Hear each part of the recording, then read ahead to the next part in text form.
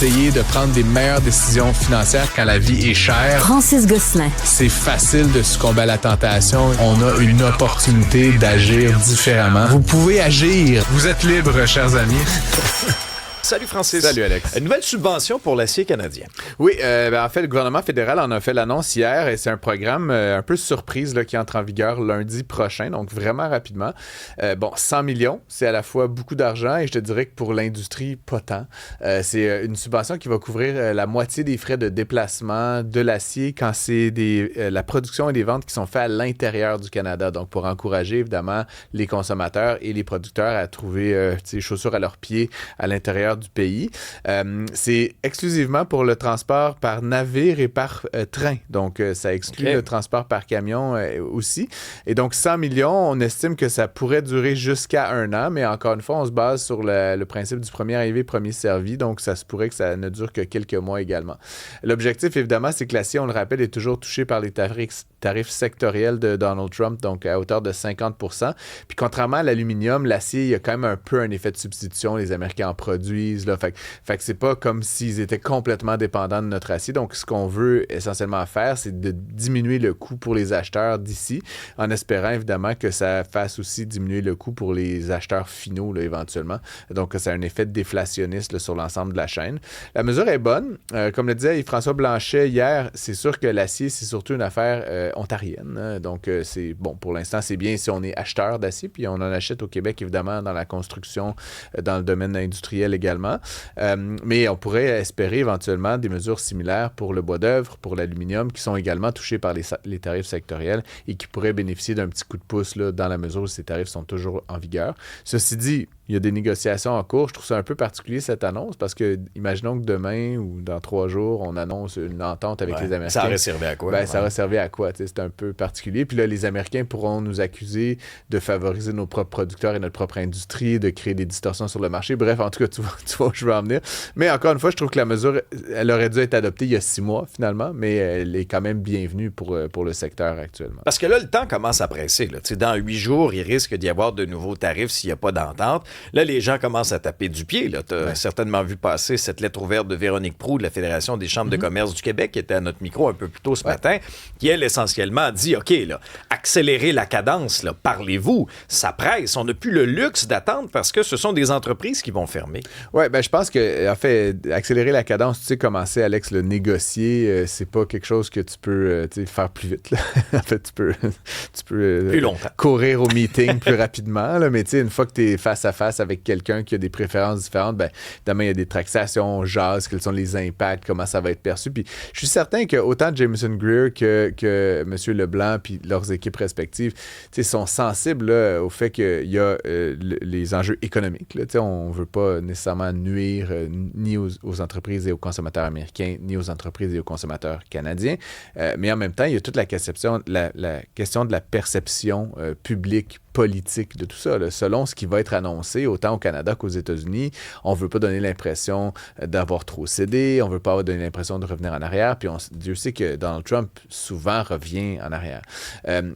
Par rapport à l'échéance du 19 août, selon toute vraisemblance, on ne va pas arriver à une entente complète d'ici les 8 prochains jours.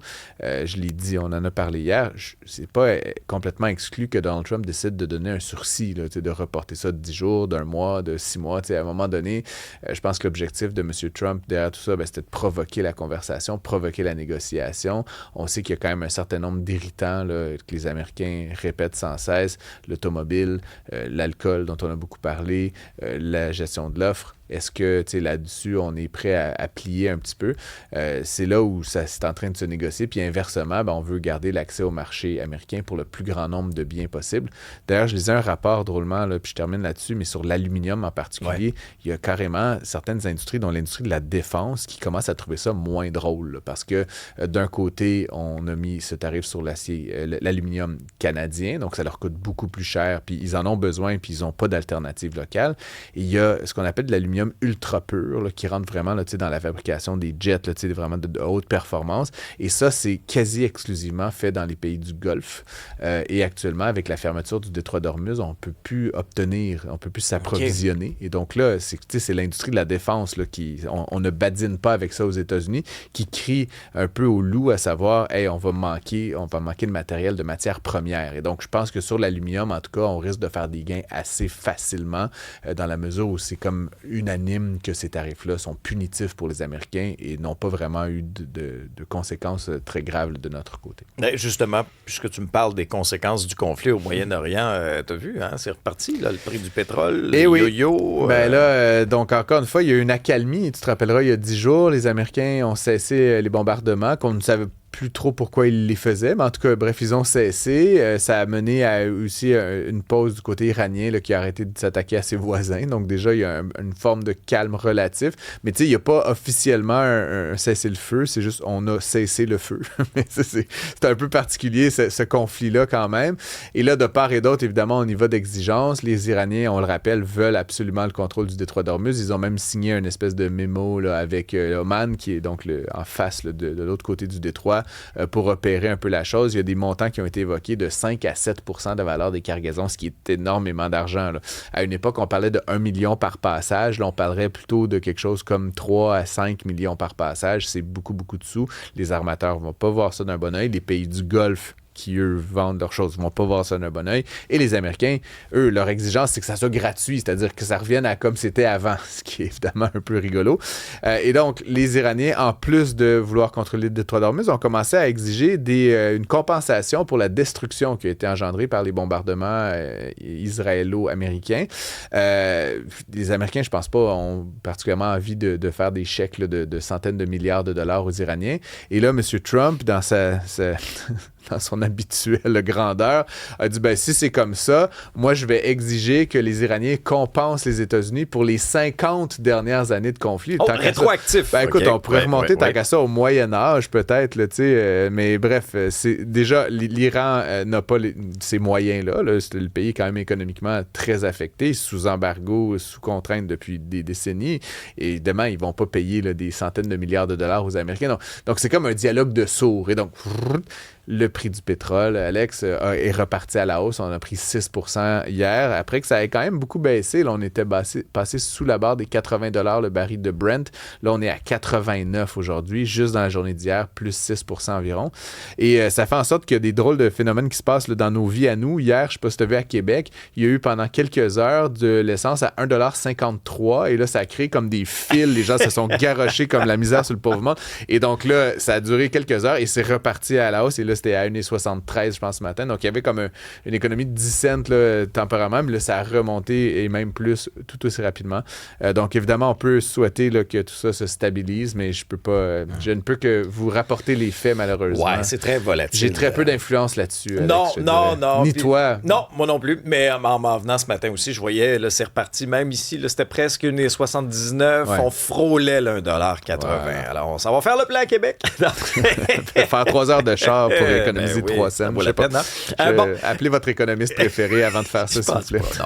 Est-ce qu'il faut obliger le gouvernement du Québec à mettre en place un fonds de prévoyance, un peu comme ce qu'on voit dans les condos? Je voulais rapidement te parler de ça parce que c'est un peu ironique de voir que le gouvernement du Québec a adopté la loi 16 là, qui oblige les copropriétés à faire un paquet d'affaires, dont l'étude du fonds de prévoyance, la création d'un carnet d'entretien pour un peu anticiper ce qui va casser là, dans un immeuble, dans une copropriété. Et donc, une fois que tu as fait l'étude par un ingénieur, tu es obligé de mettre l'argent de côté. Là, c'est carrément, ça contraint le conseil d'administration et tout ça. Donc, si tu as un immeuble qui vaut, je sais pas, 10 millions, il faut que tu mettes peut-être là, quelques centaines de milliers de dollars par année pour t'assurer que quand la toiture, la maçonnerie, les fenêtres, la dalle, les gros morceaux, l'ascenseur, s'il y en a un, quand ça casse, que tu aies les sous. Au lieu de faire des grosses cotisations spéciales, que les gens vont se trouver un peu mal pris, puis on n'a pas toujours un 10 000 $ qui traîne, là, de mettre un petit 50 ou un 100 $ de plus à chaque mois pendant 10 ans, éventuellement de constituer ça. Donc, on a obligé les copropriétés à faire ça. Moi, je trouve ça très bien d'obliger les gens à dans le fond, ce que tu payes, c'est la dépréciation. Hein? C'est l'usure normale des choses. C'est-à-dire, la maçonnerie, ça dure, je sais pas, 20, 30, 40 ans. Ben, à chaque année, tu devrais mettre 1/40e du coût de remplacement. Puis quand c'est fini, ben, tu as les sous. Drôlement, le gouvernement ne s'applique à lui-même aucunement cette réglementation. On a des PQI, le Plan québécois des infrastructures, qui sont un peu des chiffres sortis du chapeau là, en fonction de combien on a dans le compte cette année-là, de combien de perceptions fiscales on a, mais on a vaguement une certaine idée de ce qu'il y a à faire. Certains disent 20 milliards, 25 milliards, 50 milliards. Tu sais, c'est comme, je te dis, ta maison, il va falloir que tu la rénoves, ça va te coûter quelque part entre 20 et 100 000, Alex. Tu comprends? C'est large. Puis tu vas juste le savoir à la fin. Oui, je sais pas combien de gens se lanceraient dans des rénovations dans ces conditions-là, mais l'État québécois est un peu dans cette drôle de particulière situation. Et ce qui est drôle, en plus, c'est que ce n'est que Québec, mais en plus, tu as des infrastructures fédérales, des infrastructures qui sont municipales. Donc, grosso modo, le Québec a un lourd déficit d'entretien et a comme mis 0 $ de côté. Je l'ai dit souvent, Alex, on impose des choses aux citoyens, on devrait se les imposer à soi-même, on devrait soit mettre un fonds de prévoyance et à défaut d'avoir l'argent de côté, au moins avoir une idée beaucoup plus précise de ce qui est à faire. Mais sais-tu pourquoi c'est pas grave, Francis? Pourquoi? Parce que, mettons, moi, là, pour ma rénovation de maison, ça repose sur mes épaules à moi. Okay? Alors, moi, je dois générer un revenu, puis le kit. L'État, c'est pas grave. Ben non. Parce qu'on va payer. Peu importe. Tu sais, on a une retenue à la source, on leur envoie un paquet de fric à chaque année. T'sais, le flux d'argent, mais c'est la même chose que tu dis. Si tu rénoves ta maison, c'est toi qui payes. Puis si l'État rénove les routes, c'est aussi toi qui payes, Alex. Non. Parce que moi, là, si je me lève pas de mon lit à chaque matin à 2h45, il n'y en a pas d'argent qui rentre. Je comprends. Okay? Alors que le gouvernement, là, le flux de trésorerie, il est là. L'argent rentre. Donc, je te propose quelque chose. Rénove ta maison, mais tu demandes à ton voisin de payer les travaux. Comme ça, tout le monde va être content. On va faire du bon voisinage. Peut-être le voisin un peu moins. Merci, Alex. Salut, Francis. On t'écoute cet après-midi à 15h.